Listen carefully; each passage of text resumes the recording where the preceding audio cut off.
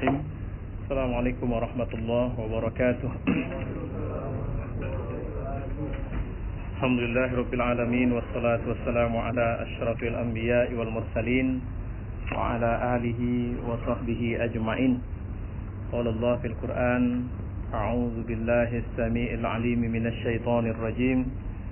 Bismillahirrahmanirrahim. Ala inna awliya Allah la khawfun 'alaihim wa la hum yahzanun. Shadaqallah wa shadaqa rasuluh wa ba'du. Jemaah, alhamdulillah pada kesempatan siang ini kita bertemu dan insyaallah kita akan membahas satu topik dengan judul Muqawimat Nahdlatul Ummah. Pilar-pilar atau bangunan atau tiang atau bagaimana kita menegakkan kebangkitan umat Islam.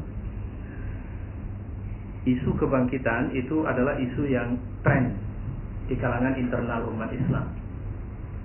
Dan sikap daripada orang-orang di luar Islam terhadap Islam secara global, ya, kita bukan bicara lokal konteks Indonesia, walaupun kita akan bincangkan isu itu juga menunjukkan indikasi menguatnya bangkitnya kekuatan umat Islam dalam skala internasional. Presiden Amerika dengan wacana sekaligus juga isu kampanye yang sudah mulai dia gulirkan dalam bentuk peraturan di negerinya, apakah itu yang namanya keputusan presiden atau apapun, atau yang meminta support dari undang-undang melalui parlemen, juga menunjukkan bahwa tengah terjadi pergeseran pandangan dunia terhadap Islam, dalam hal ini Amerika, dan diwakili oleh kepemimpinan dalam bentuk presiden mereka yang indikatornya itu menunjukkan keresahan. Sebenarnya itu bahasa orang resah, orang cemas. Walaupun yang mereka sedang tonjolkan adalah bahasa bahwa Islam adalah agama yang memiliki konten kekerasan, dan penganut Islam adalah penganut yang sangat berpeluang untuk bisa menampilkan kekerasan itu, dan sudah terbukti. Nah, ini pula dia. Jadi kan propaganda itu terus menerus, dan sudah terbukti bahwa kekerasan itu menjadi tampilan wajah Islam hari ini. Ya, saya kalau bahasa pendekatan dengan kaji intelijen, sebenarnya pola yang mereka pakai ini adalah pola yang sudah kuno. Tapi ya, memang begitulah terus menerus, sama dengan yang terjadi di Indonesia. Sekarang ini kita udah capek bilang kita damai pun, misalnya di Indonesia, mereka tetap saja bahkan sampai pada tingkat mengancam. Ya, kita bilang kita damai, kita nggak mau buat rusak, kita juga sangat bertanggung jawab dengan NKRI, kita tidak mau pasir NKRI sebutir pun dijual kepada asing atau dijajah atau dirampok misalnya. Dan kita nunjukin buktinya bahwa ingat tuh ketika kita kemarin usir atau dipecah dengan gas air mata itu pada 4/11, kita kan nggak ngelawan ya. Kemudian 212 nggak ada tanda-tanda, bahkan Kapolri juga ikut, Presiden juga ikut. Kenapa kemudian kita mau buat 11/2 juga muncul isu yang sama, perasaan terancam, negara dalam bahaya, ini bisa buat makar, NKRI sedang dalam ujian dan macam-macam. Yang uji NKRI siapa? Gitu. Nah, ini sebenarnya kita sedang mendapat dampak dari isu Islam secara global. Saya sering mengatakan bahwa sebenarnya persoalannya bukan kita bergerak secara paramiliter, bentuk milisi atau apapun. Mereka bukan takut itu sekarang. Ya, karena kalau kita sudah membentuk dengan kekuatan senjata, itu sangat mudah untuk menghancurkan. Yang mereka takutin yang ini. Jadi sampai misalnya di Eropa, itu mereka sampai nggak tahu isunya apa, itu ngangkat isu di seputar cadar. Sehingga negara, coba bayangin, negara ngurusin cadar dengan buat undang-undang penolakan cadar. Sebenarnya, apa mereka takut sekali dengan perempuan bercadar? Enggak. Saya sedang sampaikan, ini realitasnya ini loh. Yuk, kenapa orang Myanmar itu negara sudah sampai pada tingkat melakukan semacam pengusiran, genosida, pembantaian, pembunuhan, penghancuran rumah terhadap umat Islam Rohingya? Berapa persen sih orang Islam di sana? Cuma 4%. Apa mereka adalah orang-orang kaya? Enggak. Apa mereka orang-orang kuat negeri itu? Tidak. Punya pengaruh besar? Enggak. Lantas kenapa dibantai? Jawabannya, mereka jawab sendiri. Mereka tidak mau ini satu waktu nanti jadi duri dalam daging, atau kemudian muncul mengambil alih negara dengan ideologi yang mereka sangat tidak suka itu. Jadi itu persoalannya sekarang. Saya perlu sampaikan, terlepas dari ada dukungan birokrasi pemerintahan atau tidak, yang di Indonesia ini tengah terjadi adalah pertarungan ideologi. Jadi penganut ideologi Islam yang kemudian kita, itu dia. Jadi mereka bukan takut sama orang Islam, tapi orang Islam yang mengideologikan Islam. Itu yang mereka khawatir. Coba tenang dulu. Kita bincang dulu di masa Nabi SAW. 5 tahun pertama Nabi berdakwah, apa yang dilakukan orang Arab Quraisy? Siapa yang masuk Islam? Anak kecil, budak. Siapa yang masuk Islam? Perempuan-perempuan. Ada orang kaya? Alah, Abu Bakar pun sebenarnya nggak kaya-kaya amat kok. Ya, waktu itu Abdurrahman bin Auf memang belum jadi konglomerat, masih anak muda deh, masih belia. Jadi kenapa sampai tingkat Abu Jahal yang turun tangan? Kalau bahasa kita, tingkat kelas atas, high class.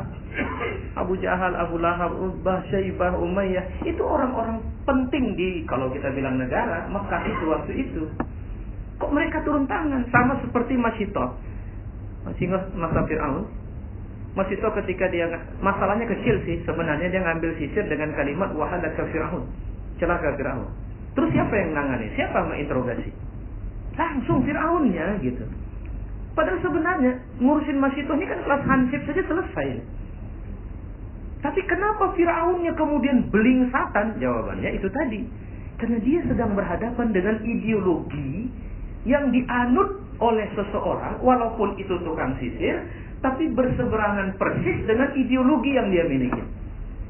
Apa ideologi yang dia miliki? Pertama, menuhankan dirinya sebagai Tuhannya orang Mesir. Dan ini nggak bisa diganggu, karena kalau seorang sudah membangun ideologinya, jadi lantas kemudian dia pasti akan punya sistem, dan sistem itu akan dianut, dan orang itu akan menganutnya secara fanatik. Dia tidak mau pakai lagi sistem yang lain. Saya baru baca bagaimana tangan-tangan kotor menghancurkan khilafah Turki. Saya baru baca buku, ada satu buku saya baca, pelan-pelan saya baca kembali. Bagaimana mereka menghancurkan negeri Islam ini dulu. Tahu apa yang dilakukan? Menyuntikkan nasionalisme Arab di luar. Jadi dia panggil tokoh yang kira-kira populer, maka dibangunkan nasionalisme itu, bambum semua. Lantas kemudian terjadilah kolaborasi antara orang nasionalis Arab dengan penjajah waktu itu Inggris, ya, Inggris, untuk kemudian berkolaborasi melemahkan Turki. Apa yang dibangunkan? Turki bukan Arab. Dan sejarah Turki adalah sejarah yang tidak baik dengan Arab. Itu yang dibangunkan. Jadi nasionalisme ini. Ketika mereka sudah on dengan isu nasionalisme Arab, di Turki juga dibangunkan nasionalisme Turki. Kalau memang tidak mereka terima kita sebagai kekuatan yang mewakili dunia Islam hari ini, oke, Turki memang bukan Arab, kita lawan mereka. Itu yang disebut dengan gerakan Turanisme waktu itu. Jadi akhirnya pertama gerakan ini bermain secara politik dan sebagainya, kemudian terjadi pembelahan, goncang ini bangunan khilafah. Ketika goncang bangunan khilafah dan tumbanglah Turki Utsmani, apa yang terjadi di nasionalisme Arab? Pemimpinnya dipenjara dan sampai mati oleh Inggris di dalam penjara. Padahal dijanjikan dia menjadi pemimpin Arab. Begitu cara mereka mengoyak-ngoyak umat Islam ini. Sementara di Turki, pemimpinnya siapa? Kita ingat, Kemal, Mustafa Kemal. Kenapa dirawat terus? Ya karena memang harus menghancurkan dari dalam. Maka dia di-push naik ke atas terus. Begitu caranya. Ya. Jadi hati-hati, mereka mau tuduh kita tidak punya nasionalisme. Itu berbahaya sekali. Mereka mau bilang bahwa Islam ini akan menganeksasi atau bisa menjajah Indonesia dan akan menerapkan syariat di sini. Mereka ini sangat tidak Pancasilais, bla bla bla bla bla bla. Itulah kira-kira ceritanya. Nah ini yang kenapa mereka cemas sekali. Jawabannya, saya tidak sedang tadi saya bilang konteksnya tidak. Saya hanya mungkin ngait-ngaitkan saja dengan Indonesia. Konteks globalnya mereka cemas karena jika umat ini sudah pulang kepada Islam. Kalau saya tidak silap itu Perdana Menteri Inggris juga Gladstone, itu ada saya sebar di via WhatsApp kemarin, tadi pagi ya, waktu jelang subuh. Itu mengatakan bahwa setelah dia mempelajari Islam dengan semua karakter umatnya ini, maka dia akhirnya menemukan satu rumusan. Dan itulah yang tengah terjadi di Indonesia. Apa rumusannya? Jauhkan Al-Quran dari hati orang Islam. Karena jika Quran ada di hati mereka, maka kita tidak akan berdaya untuk menguasai mereka. Sementara di Indonesia tengah terjadi gerakan pulang kepada Quran. Ya, spirit Al-Maidah 51 adalah spirit yang akhirnya membuat kita bergelombang untuk kembali kepada Islam melalui jalur berpedoman kepada Al-Quran. Ini yang mereka coba hempang habis-habisan. Saya tidak bilang dari negara ya. Tolong isunya jangan hentikan bahwa ini adalah peta konflik horizontal atau vertikal rakyat muslim dengan pemerintah Indonesia yang dipimpin Jokowi. Tidak. Saya mengatakan ada ideologi yang mereka selama ini merasa memiliki, menguasai dan bisa memimpin Indonesia, dan mereka merasa terancam dengan bangkitnya kesadaran umat Islam terhadap agamanya. Itu yang harus kita garis bawahi. Nah sekarang kita tinggalkan itu sebagai pendahuluan, karena ini akan terus berproses. Peta perubahannya terus terjadi dalam tempo jam per jam, hari per hari, atau mungkin sudah detik per detik. Ya, saya hanya ingin mengatakan, kalau kita sepakat bahwa ini adalah era bangkitnya umat Islam, maka ada beberapa hal yang harus kita perhatikan. Pertama, membangunkan ruhiyah. Saya kemarin di depan para ulama yang hadir atau para asatiz yang hadir dalam pertemuan ustadz dan ulama serta tokoh Sumatera Utara di Madinatul Hujjaj, asrama haji, saya bilang begini. Kenapa kita buat gerakan sholat subuh sekarang? Supaya kita tahu ini bukan sekedar gerakan memenuhi kewajiban melaksanakan sholat subuh. Ini adalah gerakan merubah mindset dan perilaku umat Islam agar mereka bangun sebelum subuh. Saya khawatir orang-orang yang merusak, yang ingin meruntuhkan, atau orang-orang yang menguasai dunia hari ini, coba periksa jam berapa mereka bangun pagi. Saya khawatir kenapa kita selalu kalah, karena sebab kita bangun, azan sudah, tapi kita belum bangun. Sementara mereka sebelum azan, mereka sudah bangun dan sudah merumuskan apa yang mau mereka kerjakan hari ini. Baca buku Keajaiban Salat Subuh yang ditulis oleh Roghib Sirjani. Beliau membandingkan antara Amerika dengan Mesir. Apa dia bilang? Kita tidak bisa menuntut atau menuduh untuk mengatakan bahwa wah mereka itu bangkit karena sebab ini, mereka jaya karena sebab ini. Tapi faktanya, kata beliau, saya tinggal di Amerika bertahun-tahun dan menemukan rahasia hebatnya negara itu. Apa? Rakyatnya mayoritas bangun sebelum subuh. Bapak-bapak mungkin orang-orang, coba tanya sama para CEO dari perusahaan lain atau apa, tanya sama mereka. Apa Ahok itu bangun setelah subuh atau sebelum subuh? Coba tanya sekali-sekali kalau ketemu Ahok. Atau orang-orang yang kita sebut sebagai orang-orang yang wah ini musuh Islam dan sebagainya, coba tanya sama dia, apa dia bangun setelah subuh? Rata-rata mereka sebenarnya bangun jauh lebih dari kita bangun. Sementara kita bangun kadang azan sudah setengah jam baru bisa terbangun. Sementara pada pesan azan itu ada hayya 'alas shalah. Inilah yang saya bilang tadi, ada gerakan untuk membangun mindset baru dan aktivitas barunya umat Islam. Apa itu? Kita harus bangun sebelum fajar terbit. Kita harus bersekutu atau men-tune-inkan ruh kita dengan Allah pemilik semesta raya. Di mana akhirnya pada waktu sebelum subuh itu Allah sangat dekat ke langit dunia dan dia memanggil kita. Dan pada waktu itu kita harus menghidupkan saklar keimanan kita dan kemudian menghubungkan energinya dengan Allah Subhanahu wa taala. Sehingga selepas subuh kita adalah manusia-manusia yang sebenarnya hanya punya satu keinginan, kita sukses dalam hari kita di waktu ini. Coba bayangkan kalau ini getarannya luar biasa. Ini dari masjid ke masjid, sekarang sudah bergetar, sudah kemana-mana. Jadi orang-orang yang semula subuhnya tidak ada tausiah, ada tausiah. Tujuannya apa? Menggelorakan orang. Saya tidak mengatakan ini saya bilang ini arahan Rabbani, Allah yang peran. Jadi jangan bilang ini hebatnya ulama, ini enggak. Kalau bukan karena Allah tidak terjadi. Makanya saya dari dulu mengatakan bahwa Indonesia ini kayaknya ada peran spesial yang akan diberikan Allah sama kita. Ya, saya hakul yakin Indonesia tidak akan jadi daerah perang secara fisik, tapi dia akan menjadi perang secara ideologi. Dan insya Allah akan dimenangkan oleh umat Islam. Dan umat Islam itu tidak hanya berada pada posisi menang, tapi kita punya tugas tidak sekedar untuk bisa jaya di Indonesia. Itu mohon maaf, itu keyakinan saya sekarang. Artinya apa? Saya meyakini bahwa kita akan memimpin gerakan Indonesia, dunia Islam bangkit. Jadi bukan sekedar kita bangkit apa tidak. Insya Allah. Makanya ada orang bertanya, ini gimana ini Ahok? Masa udah jutaan orang kita turun, nanti jutaan lagi. Untuk apalah kita turun-turun? Nggak setangkap juganya dia. Saya bilang, Ahok ini ibarat naga, ini ekornya, ujung yang paling ujung, kecil ini. Waktu pertama kita tangkap, kita kira kita sudah berhasil, jayalah kita. Ternyata yang kita tangkap ekor. Ini naga kepalanya bukan satu ini, 9 kepalanya. Dan kepalanya itu belum bangun semua itu. Ada yang udah bangun, nengok, ngedeli, ngecek mata. Kira-kira masih gitu. Jadi ini masih panjang perjalanannya. Jangan lepas ini. Karena kalau ini kemudian kita tarik lebih kuat, maka akan tegak. Dan ingat, kalau naga yang dimaksud ini ilustrasi ya, saya nggak sedang bilang siapa-siapa ya.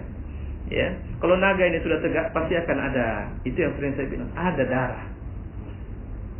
Maka saya sering mengatakan, kalau tidak berani dan tidak ingin meneruskan berada dalam kafilah orang yang sedang bangkit ini, istirahatlah di tempat. Tapi berdoa ya, berondok, pergi masuk kamar sana. Ya, nanti kalau di kamar masih takut juga, masuk dalam lemari. Kalau masih takut juga, masuk dalam berangkas. Tapi di dalam sana berdoalah kepada Allah, ya Allah, menangkanlah perjuangan dakwah kami, jihad kami. Ini saatnya. Kalau saya bilang celengan itu, buat celengan bangkit Islam bangkit. Ini kalau dengan ada orang yang rindu ingin berangkat, misalnya dia mau berangkat tidak ada uang, kasih duitnya. Insya Allah minimal kita akan dapat debu jihad fisabilillah. Karena ini ibarat air bah, ini adalah riak kecil dari gelombang jihad fisabilillah. Walaupun saya tadi mengatakan saya yakin tidak sampai kayak Suria, kayak ya enggak sejauh itu kita insya Allah. Karena kita berada di tepi epicentrumnya, bukan kita berada di pusat epicentrum Indonesia, dunia Islam bangkit. Ini pertama, makanya perlu ada persiapan ruhiyah. Ya, persiapan ruhiyah, ya, persiapan ruhani kita. Makin kita dekat sama Allah, ganti cara pandang hidup. Cara pandang hidup, aduh saya tidak mau lagi cari makan, saya cari ridho Allah saja. Ustaz, kalau cari ridho Allah gimana kita bisa jaya? Saya mau tanya, Allah lebih ridho kita jaya atau tidak jaya? Tentu kan Allah lebih ridho kita jaya. Allah lebih ridho kita miskin atau kaya. Allah lebih ridho kita jadi pemimpin atau tidak. Nah, maka carilah ridho Allah. Ini karena mandang ridho Allah selama ini abstrak sekali, sehingga nggak ngerti. Wah, saya mau cari ridho Allah, Ustaz, saya mau berhenti kerja, saya mau zikir-zikir aja di masjid. Allah nggak ridho kalau gitu. Allah itu lebih ridho kita di masjidnya sebentar, tapi tune in bagus, kemudian keluar dan jadilah prajurit di sana. Tunjukkan kualitas keislamanmu di luar sana. Itu yang Allah ridho. Tapi Pak Ustaz, saya banyak dosa. Allah sudah punya banyak stok keampunan yang melampaui jumlah dosa kita. Minta ampun saja sama dia. Tapi Pak Ustaz, nah ini memang penyakit kau, banyak tapinya. Ya, karena ada orang yang sebentar-bentar tapinya rame. Semuanya dia tidak mau. Ya, jadi kalau orang banyak tapinya itu cenderung ada penyakit nifak itu sebenarnya. Baik, itu pertama. Yang kedua adalah sahwatul fikriyah. Munculnya membangkitkan kesadaran berpikir.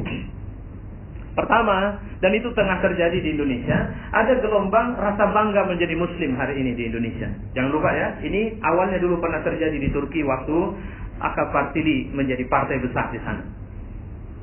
Ya, udah 15 tahun. Tahun-tahun pertama itu dibangunkan kesadaran cinta Islam. Itu yang kemudian dicurigai waktu itu. Dan sekarang mereka sudah bicara Islam. Ingat, kalau ada orang yang berangkat haji di bawah tahun 2010, jemaah Turki itu lebih banyak orang tua. Hari ini jemaah Turki itu lebih variatif. Makanya, tapi sekarang hari ini yang paling disenangin orang itu jemaah Indonesia kemarin. Jadi teman saya ada ustaz berangkat kemarin umroh. Ternyata perlakuan istimewa diberikan oleh para polisi terhadap jemaah umroh Indonesia. Kenapa? Efek 212. Mereka tengok salat Jumat dengan 7 juta lebih orang itu. Jadi mereka menitipkan harapan besar mereka kepada kita di Indonesia. Ya. Jadi pertama, fikrah kita adalah fikrah Islami dan kita harus bangga dengan ini. Kenapa tidak bangga? Ini fikrah yang Allah punya. Allah pemilik galaksi yang gitu banyak, itu yang membuat sistem ini. Masa kita nggak percaya sama dia? Ya, kalau bahasa saya kemarin saya bilang apa? Sudahlah, jangan takut sama siapapun. Mau Jokowi, mau menteri-menteri, mau Naga, mau Ahok, itu jantungnya dan jantung kita dan jantung musuh-musuh Allah, itu yang genggam Allah Subhanahu wa taala. Kapan dia mau matikan, matinya itu. Jadi nggak usah lagi merasa khawatir, cemas ini. Kadang aduh payah saya. Rezeki itu sudah dicatat Allah dari sebelum kita lahir. Jadi nggak ada yang berubah. Satu tetes air ini dikasih saya. Detak saya pertama ketika dinikahi sama saya, yang kebayang saya mau kasih 2 anak saya yang terakhir.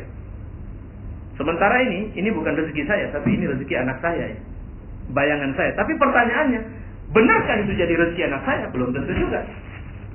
Maka jangan pernah tertipu dengan uang di kantong kita, karena belum tentu itu rezeki kita.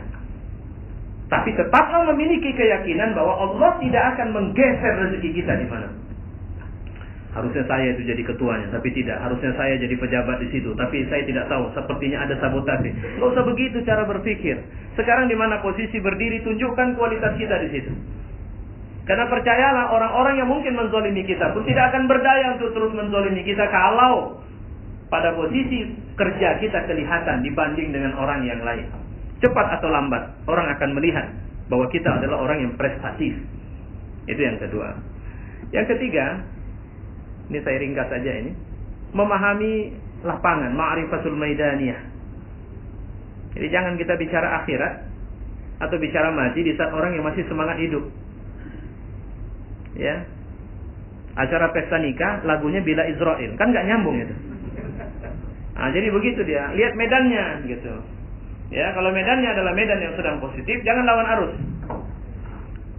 Makanya saya bilang, hari ini adalah arusnya umat Islam sedang sadar, bangkit. Fenomena yang sama muncul sebelum 212, 411. Ada yang mau berangkat ini di sini? Saya mau lihat dulu mana orang. Oh, ini pada nitip infak semua ya. Nah, kalau pada nitip infak semua boleh titip sama saya, karena ada beberapa orang yang masih bingung pulangnya kayak mana. Fikih udah aman. Ya, tadi ada ibu-ibu, masya Allah, ibu-ibu Pak, Ustaz, gimana tiket pulang bisa nggak gitu? Jadi saya bilang kalau 1 orang boleh, enggak Ustaz, 2 orang. Jadi begitu saya iakan 1, ini penyakit orang mau berangkat ini, minta 2, gitu.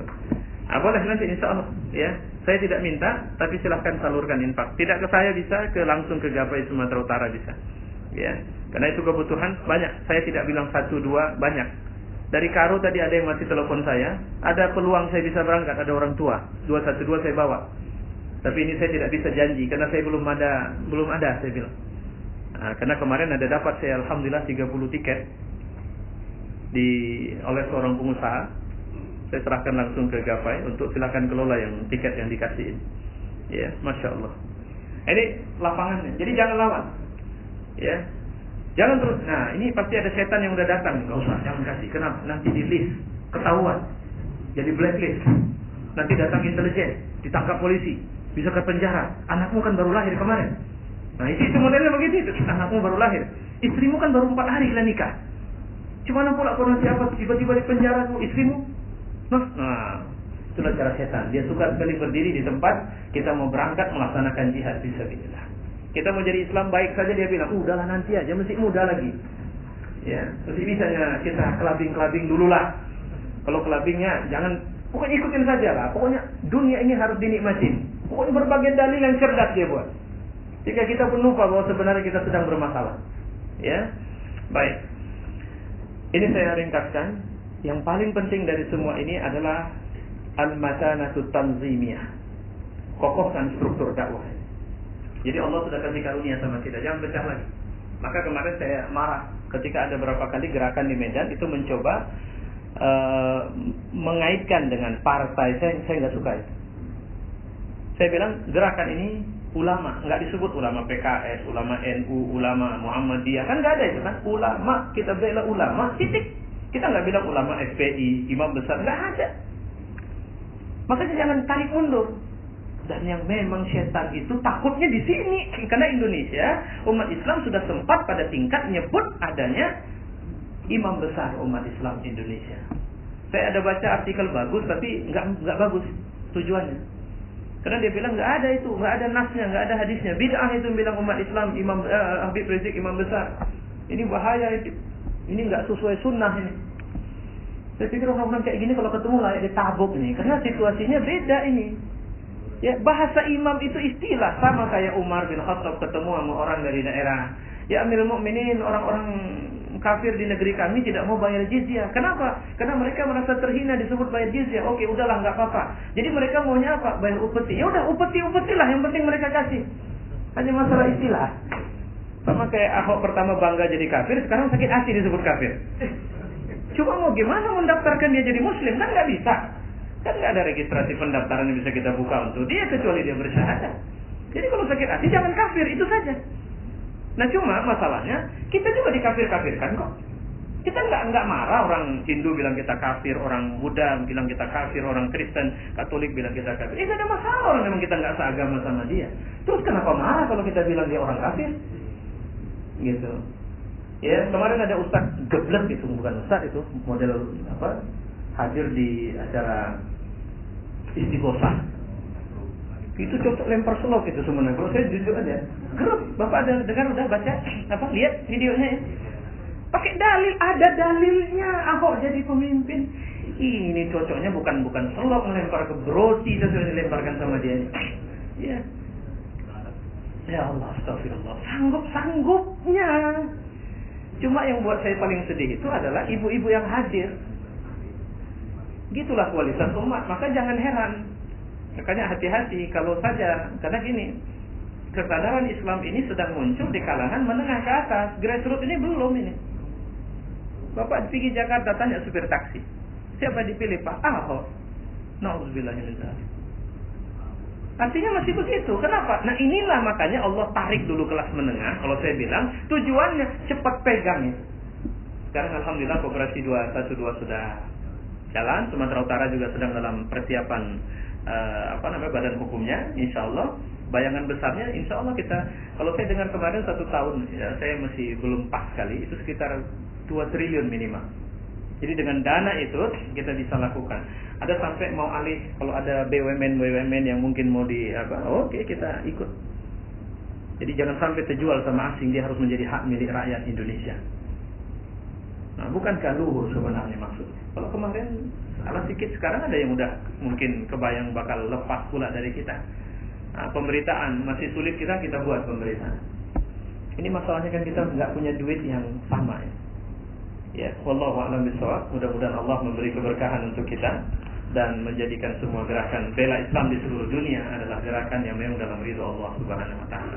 Assalamualaikum warahmatullahi wabarakatuh.